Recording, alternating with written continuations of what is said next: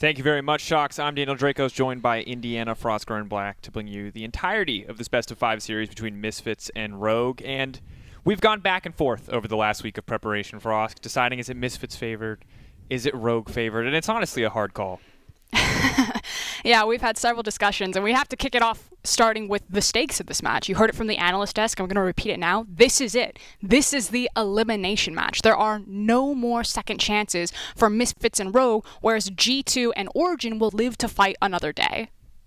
And that puts so much pressure, I think, on both of these lineups. And while you can talk a little bit about Rogue's experience in playoffs last season, they're still not as seasoned as many of the players here. And when you look at it, Febiven and Vander are really the only two players in this matchup that have a ton of playoffs experience to pull from, whereas I'm actually a little bit nervous for Misfits' younger players, less experienced players in this best-of-5 high-pressure scenario. Yeah, for me, it's kind of about who's going to get the team to really rally around them as we're finally heading into the draft phase. And I really want to gravitate and grab this Syndra that's being banned from blue side. A lot of the time, Syndra has risen up in priority. You've seen her crop up over the course of the playoffs already, but to ban her from blue side, Misfits haven't played it mid or in the bot lane. So we just simply don't have the tape to show that they can use this as a flex pick, which is something to watch as Misfits continue to rise over playoffs or if their run stops short here. Can they play the Syndra? Will they constantly have to ban it on blue or red side? And how does this hamper them in draft? And obviously you want to ban it against Rogue, because while they've only played it one time, Hansama brought it out against the Mad Lions. It was a crushing victory in favor of Rogue, and we've seen how good Mad can be, so a pick worth respecting. Now it's the Ornn. Interestingly, the Yuumi banned away as well. Senna, Varus, and Frost. We talked a lot about the bottom lane prepping for this matchup, but it seems like both teams are sending a lot of bans in that direction. Yeah, and Rogue did this the last time that they faced. They threw a lot of bans at the bot lane in particular. It was actually through the support pool, however, targeting out Denik. And this time around, it's really focusing on B-Voy. So the analyst just talked about it. Again, it's going to be another talking point that we're going to hear over the course of this series. And it's, can Misfits bot lane, B-Voy and Denik contest with Hansama and Vander? Now, that said, I don't think that Vander and Hansama are necessarily the bot lane that go for those kills. Not that they can't. Like, we know Hansama can lock in something. Oh, God. We know that Hansama can lock in something like a Draven, like a Kalista, and really kind of step two. This is not what I was expecting. This was the other big pick that B-Voy really hadn't shown, and I was really scared for Misfits that they hadn't pulled out the Kalista. All right. Here's the thing, folks. We came into this, Frostgren, I think we were on the nail on the head. We're like, bot lane, probably not going to be the center of the attention. Top side, jungle, mid-match, if that's what we're looking at. Support's maybe going to roam. But everything is now thrown out the window because we have a Kalista and very likely a Taurik on the bottom side as that Aatrox does get locked in. A Draven with a choice of support for Rogue, and it seems like all eyes immediately have to shift to that bottom side of the map because somebody is dying. I don't know who yet, but someone will die in the first 5 minutes of this game, just about guaranteed. Which is also why it's really surprising that the jungle pool is going to get super hard pinch as we go in through the next stage of bans, because it does feel like it's either going to be the 2v2 or probably more closely a 3v3 bot side. There's going to be a lot of pressure, but now we have Draven Thresh up against the Taurik Kalista. See what the choice of summoners here, if anyone wants to get more or less aggressive. Now as we enter the second ban phase, jungle mid can be the sole attention of both teams. Sort of some truly crazy flex picks here, which kind of evens the playing field as Azir does get taken off the board. Yeah, so the strategy will be that you either ban out champions that are super easy to blind if you're on Rogue side, because Misfits obviously don't get the luxury of having counter pick on red side, whereas Misfits will either try to trim the pool of things that will be particular counter matchups that they don't like for their mid laner, or will try to pinch the jungle pool, though it can be a little bit dangerous because obviously if you pinch jungle twice here and then Rogue are going to get the priority pick of the jungler immediately out of this, it just limits it even further. So they just want to get rid of those super obnoxious champions that would really disrupt kind of the three champions that they have right now. Gragas is definitely one of those that makes a lot of sense. The flash body slam, very difficult for even a champion like Kalista to interact with. If she can get away from that CC, she's nigh unkillable, but if you ever lock her down, she dies very, very quickly. And now we have the Azir and the LeBlanc, two of Febiven's most successful champions when we look at individual performances. Obviously the Azir with a slightly better record overall, but I think LeBlanc still has to be respected as Misfits really debate their last ban. One's already been spent towards jungle. Will they take away a potential safe blind pick from Rogue? Gonna have to find out.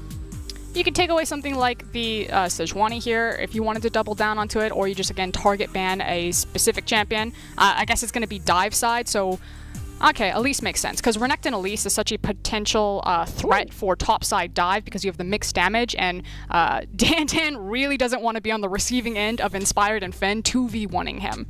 And I like how deep Rogue are willing to go into the AP jungle pool. Clearly Misfits spotted out, they're like, we're not giving you an AP jungler, we're not letting you split your damage type, we're not letting you dive top lane. And Rogue are like, that's fine, we've got another one. What else are we willing to play? Straight into the Talia, and we've seen this champion be very good at both setting up bot lane dives, when it was played by Caps paired with a Pantheon, can now also be used as that AP threat on the top side, and Misfits going with something much more standard in the Sejuani. And also, just much better in terms of how it's going to work around the map. Like, Sejuani works so well for champions like Aatrox, any sort of melee-based champion, so it gives them a decent 2v2 top side, as well as then also really accents the bot side 3v3 with all of the CC between a Kalista, Taric, and now a Sejuani. And one of the interactions that I love the most is going to be the Talia up into the Kalista. Obviously, the Unraveled Earth, the little minefield zone, is going to make it very difficult for Kalista to play fights if Inspired manages to find a lead. But the final pick will now be the Zoe. And it's going to be looking to set up picks as we get further into the game. Something that Febiven has tried his hand on, but not necessarily my favorite pick to see. Rogue, of course, going to get the luxury of having that counter pick in the mid lane. And this is a pick that Febiven has gone towards multiple times when he needs a blind pick safe option, and Larson then responding with the Tristana. So we can take a step back, we can look at the compositions. Already you have really good kind of breakpoints across both these compositions about they can be strong on early, mid, and have late game scaling. I do really favor Rogue's scaling potential, however, comparatively to Misfits. I think they're on slightly more of a timer, but we will check in terms of execution on these drafts as soon as we hit the Rift. And once again, big pressure on both these teams. This is the elimination map, 5th versus 6th. There is no luxury of double elimination when you're at the bottom of the bracket already. And both teams betting on their bottom side a little bit. The Draven versus the Kalista. It is certainly going to be one very explosive early game. And speaking of explosive, I'm really surprised that Misfits allowed Rogue to get some agency onto Larson. The Tristana pick has been a big one for him on getting pressure or priority in terms of pushing in that lane, and when Larson's able to do that, he immediately starts to roam and look out into those sides. Now, Tristana not necessarily the greatest champion at ganking those side lanes, but it almost doesn't matter for Larson. He's going to find his way out there. And that's exactly what I want to see in a game like this, is a ton of roaming, explosive plays. It's Misfits versus Rogue, and it's starting now.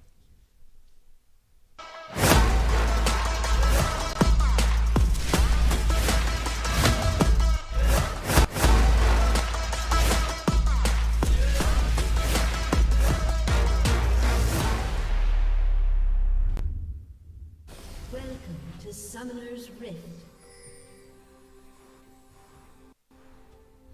And here we are on the Rift.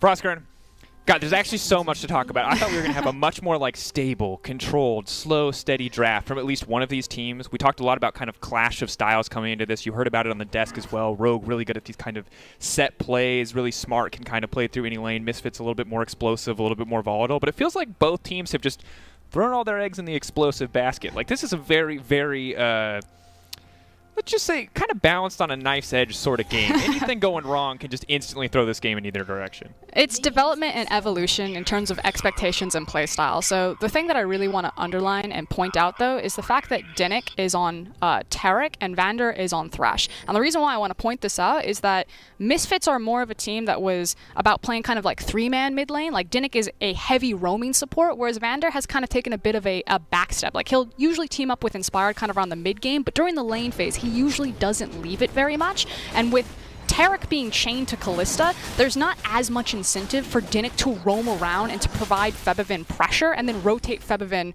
out into a side lane. Whereas Vander on the Thresh has the opportunity that he can actually look for these roaming plays instead of Larson actually coming to him. So I'm curious if the teams will actually change their identity. If this is going to be Misfits playing three-man to a side where Rogue usually play that, and if this is going to be Rogue playing three-man mid lane where Misfits usually play that.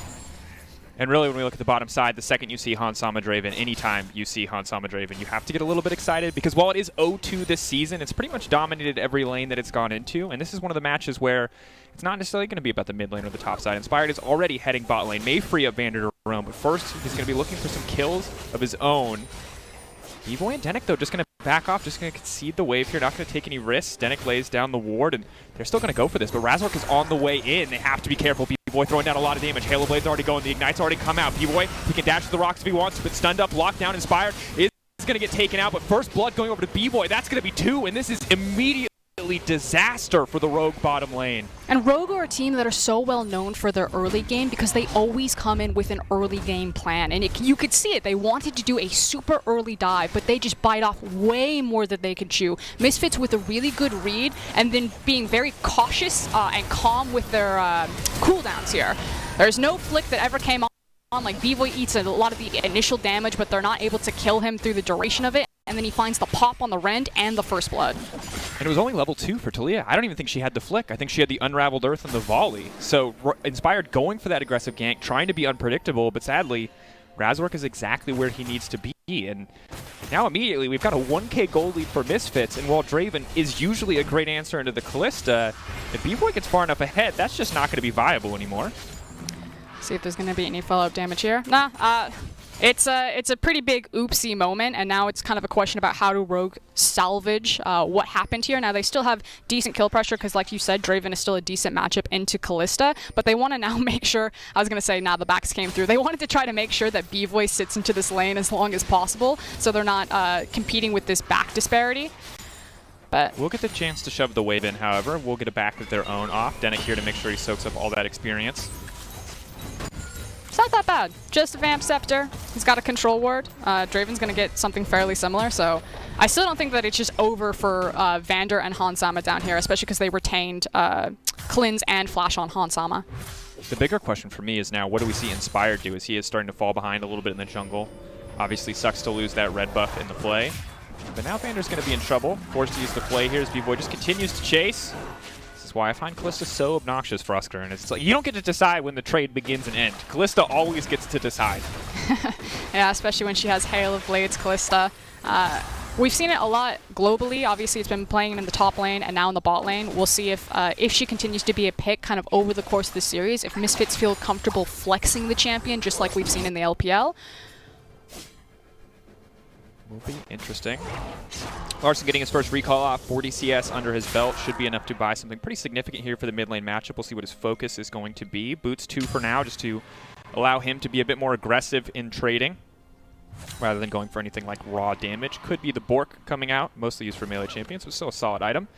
As Finn and Inspired are fishing for this play here on the top side. Dan You're looking for stun into Flick. Definitely doesn't know what's happening. Ooh, early on the Flick though, Dan flashing out. A little bit of miscoordination, a little bit of nerves for Rogue. Important to note there, 0-4 in the last 2 weeks. They're on a 4-game losing streak. They have not won an online game yet. So sad to see some of those nerves potentially still showing through. And unfortunately, now it's going to be punished pretty heavily. As you can see that Razork has jumped the wall. He's now on the Cloud Drake. Inspired has now gone for an attempted dive. That one failed. He now shows for a lot of wasted time into the top lane gank. That one has failed. Yeah, you got the flash, so maybe he visits and he tries to get something back for Finn on that Renekton. But so far, it's led to a gold lead and now a Drake lead for Misfits.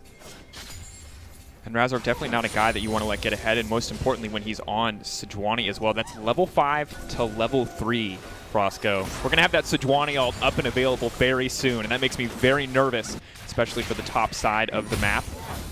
Razork now just clearing out Dragon down. We'll see when Herald becomes the next objective. Obviously still 2 minutes till it spawns, but a surprisingly explosive early game, I would say, for a Rogue versus Misfits matchup. But here comes kind of the three-man side lane that we were talking about with Rogue. The fact that they don't pull 3 members into the mid lane, they move their mid laner towards a side as Larson is now caught off Feb event. Here's Razork.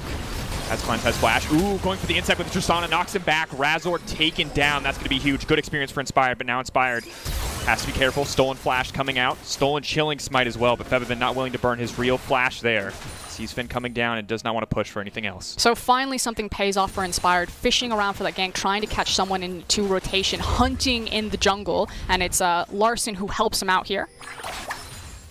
And I love looking back at this play because Larson is so willing to play aggressive. The freedom the Cleanse gives him to just go all out on a play like this. And it was the thing that Misfits knew that Larson and Inspired were in here, but just didn't really account for the burst damage.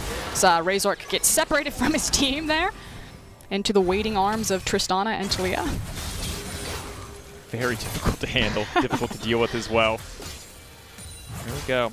And looking in across the map, right now the good news is Finn is doing quite well in his individual lane matchup. Things are going to stay pretty even, but the last time we saw these two guys go head-to-head, it was a pretty decent lead for Dan in a set versus Aatrox matchup, so Finn being even right now feels like a pretty good sign overall. Also has the grievous wounds already, which is going to make Dan's life a lot more miserable. Yeah, and the last time that these teams faced, it was week 5, and Finn was not feeling as pleased as he is right now. Misfits repeatedly dove him and really tried to put him down, and that kind of almost printed out a blueprint for a lot of teams that led to Rogue's big downward spiral for their 4-game losing streak running into playoffs. And a lot of teams were putting big targets on Finn's back and just contesting his champion pool, contesting him into lanes, and really trying to put him in the pressure cooker.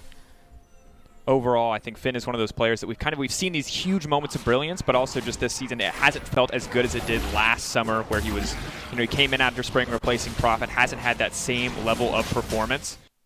We'll see what he wants to do now, as Misfits have already rotated their bot lane to the top side of the map. Hansama's going to be left alone on the bottom side to take a few tower plates, a bit more gold in his pocket at the cost, potentially, of this big map objective. Will not be able to steal it away with the Draven ult. I would say uncomfortably close, 1.5 seconds off, maybe 2.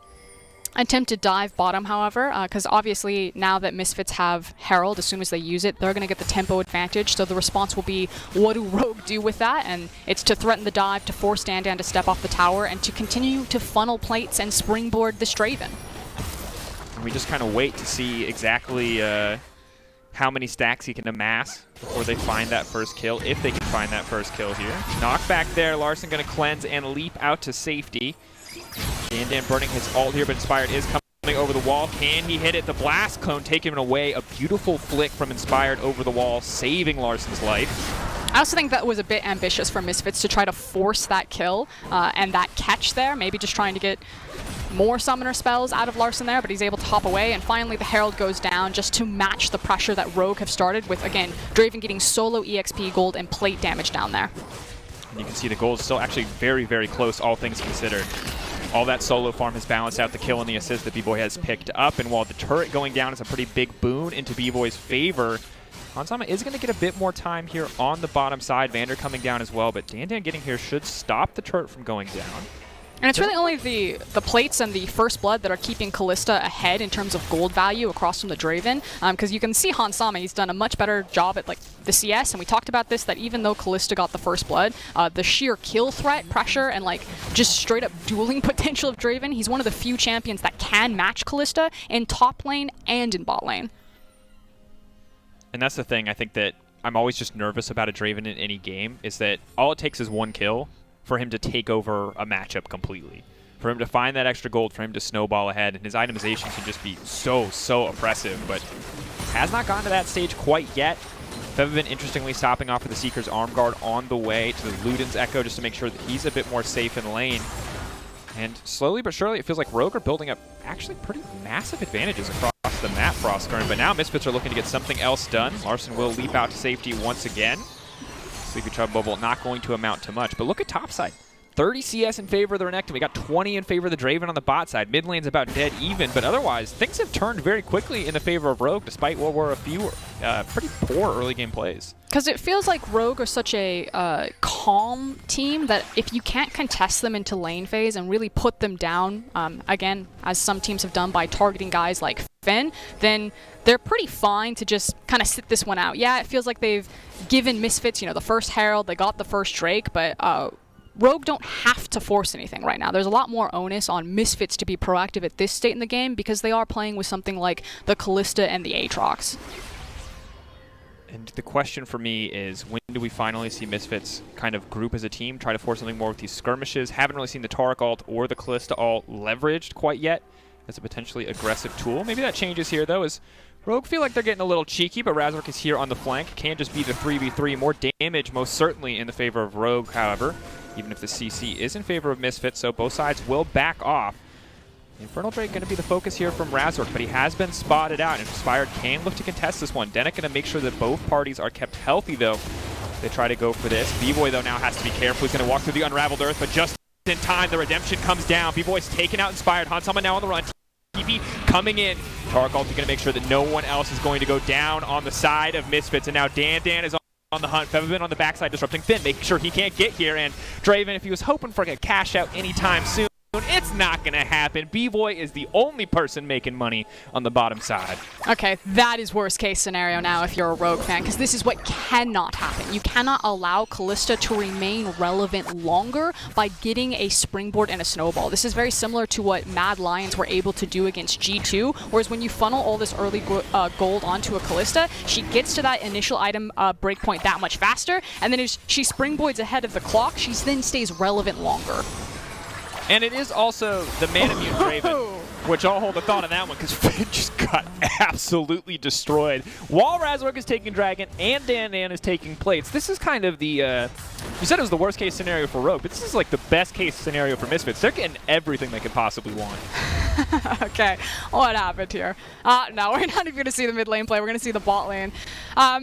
So they've got control. Rogue have control wards right here. They know that Razork is going for the Drake, and they're just trying to immediately delete whoever they can catch, which is going to be the bot lane here. I think they wanted to kill Taric pretty instantaneously, but the damage was actually just really mixed. And even though that Taric ultimate comes down, it doesn't really block anything. And at this point, Rogue have kind of already lost the fight, and now it's like scatter every man for themselves. You can see Larson was walking across mid lane. He's like, oh, it's over. I think I'm going to go back top and farm some things. And here's like kind of the worst part, right? Is that I look at that play, I'm like, wow, Taric already has redemption. That's so crazy. But no, again, in the LEC, Zoes are incredibly good at picking up redemptions. It was Bebevin's redemption from a mile away in their own red jungle that gave them enough healing to keep going on that play. Absolutely ridiculous character sometimes. So Bebevin finding a way to get an assist in that fight despite mostly not participating. And now that they have this lead on Kalista and then using Zoe to really threaten Siege and continue to snowball this game by forcing down towers. So I actually really like this play from Misfits. Ooh. Tell him, B-Boy. Tell him that you're a carry. Yeah, I was going to say, I love the confidence from B-Boy here. Hail of Blade just allowing him to get that quick trade in. And when Kalista starts to snowball, the damage just gets, honestly, just way too oppressive for most of Rogue to deal with. They have the luxury of a lot of point-and-click CC in the form of both Tristana and the Renekton, but they have to get in range and in position to use it effectively, which is not going to be an easy task. Rogue just trying to get what they can here on the side lane, bit of scraps as they push in for the tier 2, and a 2k gold lead and 2 dragons for the side of Misfits, and they're not done yet. Vander just next on the menu, one shot as Bebevin comes over the wall. And just such an easy mistake, as I'll hold it for a second. Dan. Gonna get flicked back. Going to be difficult for him to make it out of this one. The Grievous Wounds make it pretty easy for Finn to just drive by on that one. Well played by Rogue to get something in that exchange, but Razork in the meantime is just starting up this Herald.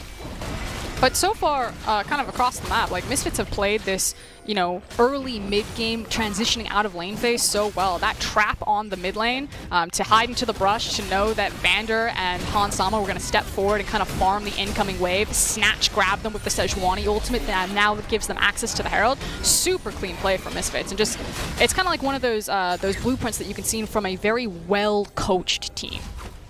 Yeah, and this is a team that I think we talked a lot about because they're so young.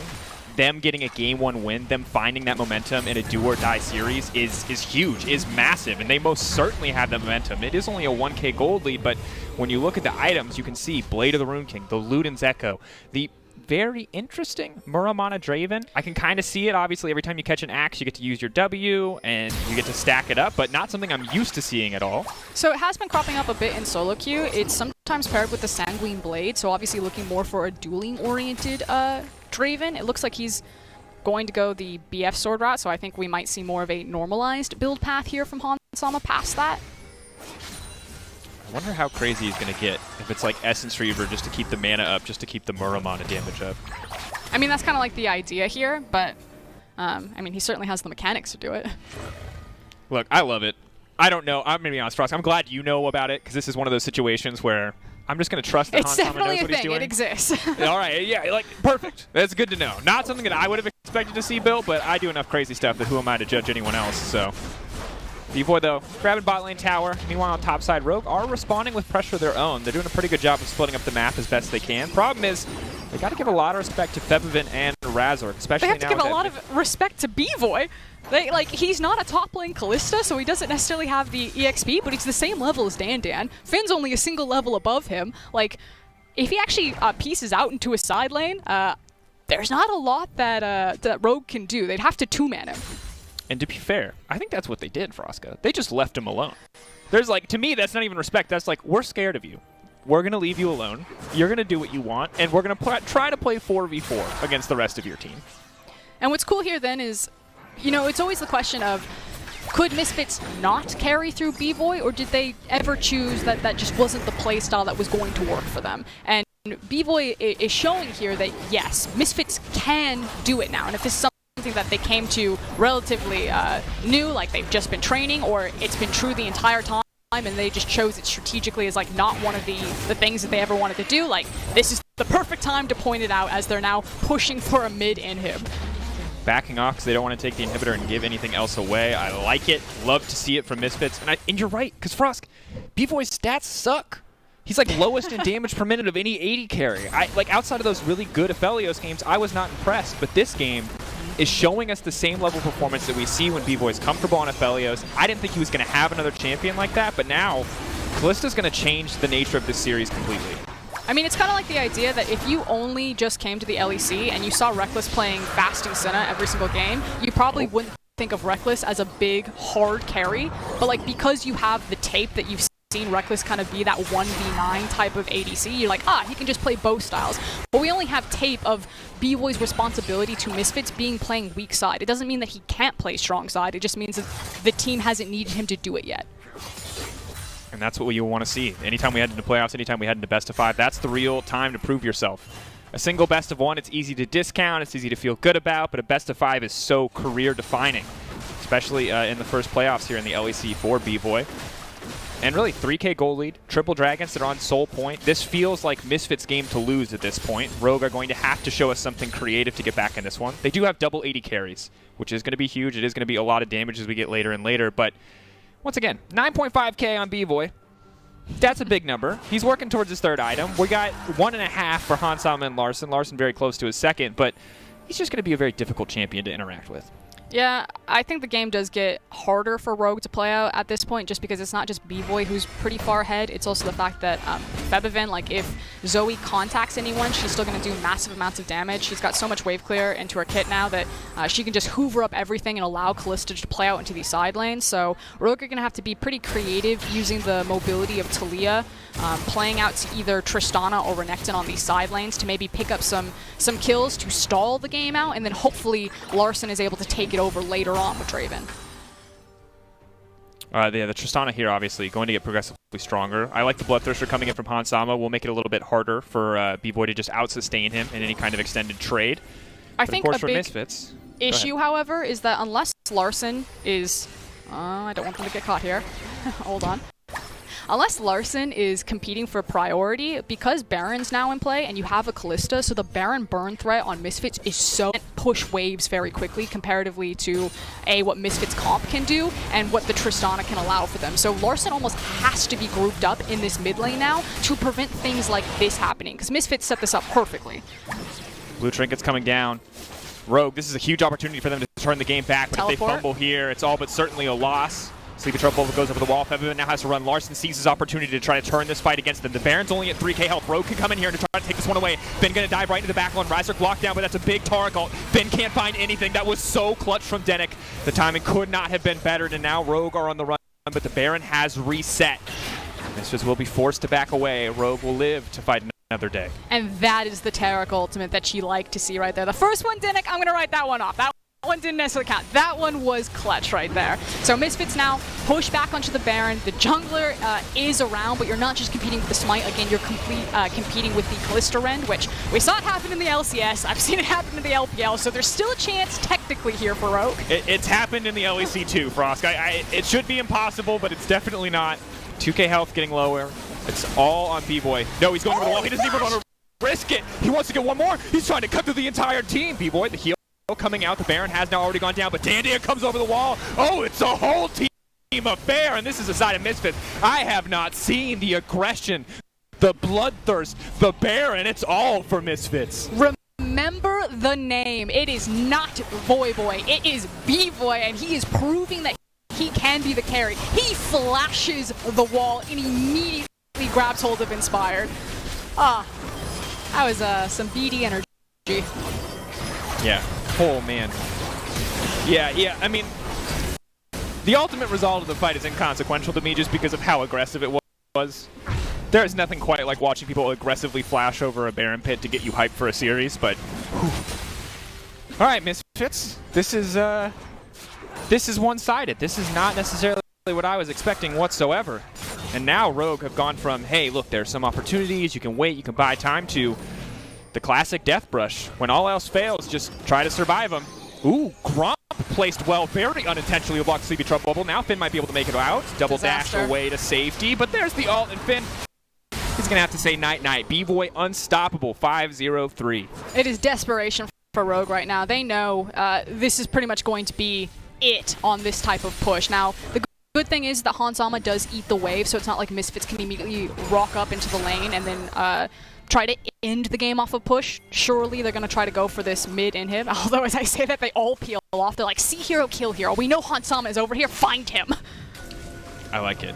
They're like, just you will never cash out. There is no money here for you. Oh, they want soul, they want soul. That also makes sense. I prefer the they really just want to kill Hans Sama narrative, but, you know, to each their own. On top of that, they have their lead. They're so far ahead. They're pretty much guaranteed to get this soul, and it's Ocean Soul. Ocean Soul is the victory lap soul. You get it, and you're literally just waiting for the game to end in your favor. It's nigh impossible to beat. It's also the fact that Callista is about to get the GA, and then once she has that, like, it's good night, sweet prince. Can't do anything. B-Boy is merciless. And obviously he has the best scoreline, but the whole team actually has been playing very, very well. Denik, you mentioned the Tara call. I think we've also seen Razork doing pretty solidly. And sadly, it just feels like Rogue, after those first few fumbles, haven't really gotten a chance to play the game at their pace. And, you know, maybe this is a wake-up call for Rogue. Maybe they were gambling that Misfits wouldn't play it. We've seen other teams really respect the Callista banning it onto red side. I thought for sure when we were discussing this, we're like, okay, if Misfits are on red side, bans will probably be Syndra, Senna, Callista. But Rogue let it go through, and Misfits skill checked him on it. We can play it. Absolutely did. Wall comes out from Inspired just to buy space for them to clear the waves here. And overall, look, when we talked about B-Boy potentially playing Callista in this series, based on how his MF looked, I didn't think it was going to happen. I didn't think it was going to work. So when Rogue picked Hans Sama's Draven, I was like, bot lane is over. Bot lane should just be done. That could deal with the Callista, but yeah, things cracked on the rest of the map. Maybe we get to see a more even game state. Maybe Rogue look to run it back in game 2. Feel like execution is the issue and not composition or draft, but something that we have to see how both teams want to approach the best of 5. You've already praised Misfits coaching staff. We'll see how deep the preparation runs. Still need to close it, however, as Larson has his cleanse, so he feels very, very brave to do this, as well as the Dark Passage right there. Knows that if he eats the wrong end of a Sejuani ultimate, that he should be able to walk out of that one. And again, Rogue's composition is so reliant on Larson's wave clear since they have a Draven. And Draven fully stacked now on the Muramana. So we'll be able to really hit like a truck if a few of those autos can come through. Fev been delaying the actual Zanyas, just sitting on the Seekers, as he does now have the Morellos, so could in theory be vulnerable to one of these kind of plays. Does not even have a stopwatch. This is the deepest of flanks, and the desperation play here. I don't think Finn's going to get there in time, though. No. Rogue have timed it well. Okay, here we go. Last chance. Going to try to dive into the back lane. Very easy for Tarch to throw down the ultimate the second he thinks an engage is going to happen. Callista ult now coming up. B-Boy can throw it back to the rest of the team. B-Boy, the Taurak ult now coming down. They're going to get nothing. Rogue suddenly find Dan on their backside. Hans Sama's been caught out. He's been left alone. He's going in on Vander instead. He knows the Lantern can come out to save him, but Fev been leaping forward. That damage is way too much for Hans Sama to deal with. He's going to be forced away. Larson still playing very aggressive, just trying to clear the wave, knowing that the minions are needed to end the game. But Misfits just set their sights on top lane inhibitor instead. Rogue looking ready, looking like they have to go for round 2 if they want to stay alive in this one. And as Misfits going to break top lane inhibitor, are they going to back off here or are they going to push for the end? It looks like they will play it safe and walk away. And that's now 2 inhibs down to Misfits. The Elder spawning in 3 minutes. The Baron will be up soon as well, so there's plenty of options again for Misfits to eat up the rest of this map to look for that final push. And Rogue, they managed to stay alive. That is a deep teleport. Where's it going? Oh. It just got question mark being. Wait a second. Hello? Maybe they thought that they had just walked back. Maybe Rogue thought that Misfits had walked back down mid lane and that they would potentially push someone out. Oh no! Okay. All right. How many embarrassing moments is this first round of playoffs going to yield for a wide variety of different players? You just gotta shake out the jitters. Just like stretch. That's what I would do if I was Rogue's coach. I'd be like, everyone stand up from their seats. Just like shake it out. Walk out, take a break, come back. It was a good scrim. The best of 3 starts now. They're out of position for the mid lane push. Oh no. Oh. They're just going to walk in and take this. Are they going to try to just force? I guess they're going to try to force an inhibitor down. Obviously, Larson can just strike through that tower. That's literally the only option that they have. B-Boy's going to delete this objective, as meanwhile, Feathervin's just pushing in the mid lane, and Dandan's going to be there to make sure that not too much else falls down. Has to be careful, though. Larson is going to get the knockback and will leap out to safety. Larson doesn't even get the tower. Draven ult to reveal what they already know is happening, and this stage of the game, Misfits, I don't think that there's really any way outside of a massive throw they can lose this one. 6K, 8K now in their favor after that Baron. Ocean Soul. They should just be able to walk down mid and end this game.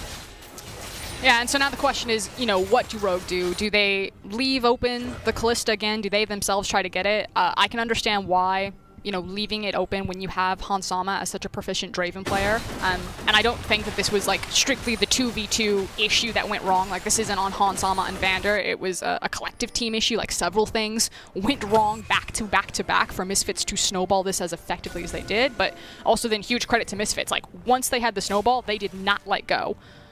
No, and this is the thing about Razork. He might be in trouble now. Might not be the best time to praise him because he has just gotten caught out, but luckily Dandan is there and he's nigh unkillable. Gargoyle